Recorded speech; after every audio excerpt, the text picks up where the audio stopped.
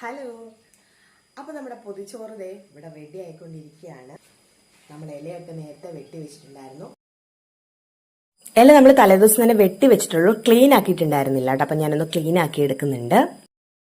അങ്ങനെ നമ്മുടെ പൊതിച്ചോറിനുള്ള എല്ലാ ഐറ്റംസും റെഡി ആയിട്ടുണ്ട്. കാണിച്ചു തരാം കേട്ടോ. ചോറ്, ചമ്മന്തി, മുട്ടപ്പം, കോവയ്ക്ക ഉപ്പേരി, ബീട്രൂട്ട് തോരൻ, അവിയൽ.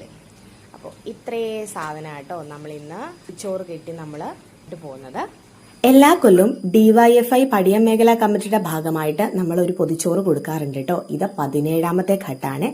വയറെരിയുന്നവരുടെ മിഴി തിറയാതിരിക്കാൻ ഹൃദയപൂർവ്വം ഒരു പൊതിച്ചോറ് എന്നിട്ട് ഇതിന്റെ ക്യാപ്ഷൻ തന്നെ നല്ല ക്യാപ്ഷൻ അല്ലേ. അപ്പൊ എനിക്ക് പൊതി കെട്ടാനൊന്നും നല്ല വശമൊന്നുമില്ല.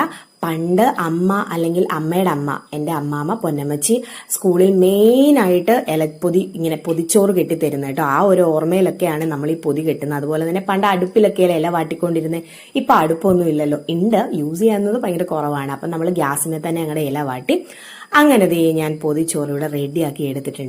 അപ്പോൾ ഇതിന്റെ ഭാഗമായിട്ട് വന്ന് കളക്ട് ചെയ്യുന്നത് ശിവൻ ചേട്ടനായിരിക്കും. ഞാൻ വരികയാണെങ്കിൽ വീഡിയോയിൽ കാണിക്കാം കേട്ടോ.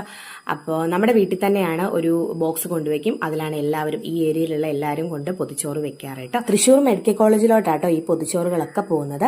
അപ്പം ഞാൻ ഹൃദയപൂർവ്വം ഉണ്ടാക്കിയ ഒരു പൊതിച്ചോറ് മറ്റൊരാൾ ഹൃദയപൂർവ്വം കഴിക്കുന്നു എന്നറിയുമ്പോഴത്തേനും വളരെയധികം സന്തോഷമുണ്ട് കേട്ടോ. മെഡിക്കൽ കോളേജിലോട്ട് വരുന്നെങ്കിൽ വരാൻ പറഞ്ഞിട്ടുണ്ട്. അറിയില്ല, എന്റെ സാഹചര്യം പോലെ നോക്കട്ടെ എന്ന് പറഞ്ഞ് ഞാൻ പോവുകയാണെങ്കിൽ എന്തായാലും നിങ്ങളായിട്ട് ഷെയർ ചെയ്യാം കേട്ടോ. അതുപോലെ തന്നെ അവിടെ രക്തദാന ക്യാമ്പും കാര്യങ്ങളും ഒക്കെ ഉണ്ട്. അപ്പൊ പൊതിച്ചോറ് എന്ന് പറയുന്നത് ശരിക്കും പറഞ്ഞാൽ ഒരു നൊസ്റ്റാൾജിയ തന്നെയല്ലേ. പക്ഷെ നമ്മളാൽ കഴിയുന്ന പോലെ ഒരു പൊതിച്ചോറെങ്കിലും മറ്റൊരാളിലേക്ക് എത്തിക്കുക, ഹൃദയപൂർവ്വം എത്തിക്കുക, ഹാപ്പിയോടെ എത്തിക്കുക എന്ന് പറയുന്നതും വളരെയധികം സന്തോഷകരമായിട്ടുള്ള ഒരു കാര്യമാണ്. ഒരു പൊതിച്ചോറ് നമ്മൾ തയ്യാറാക്കുമ്പോഴത്തേനും വളരെയധികം ഹാപ്പിയോടെ, നമ്മുടെ സ്നേഹം കൂടെ അതിൽ ഇൻക്ലൂഡഡ് ആയിട്ടല്ലേ നമ്മളൊരു പൊതിച്ചോറ് ഉണ്ടാക്കുക.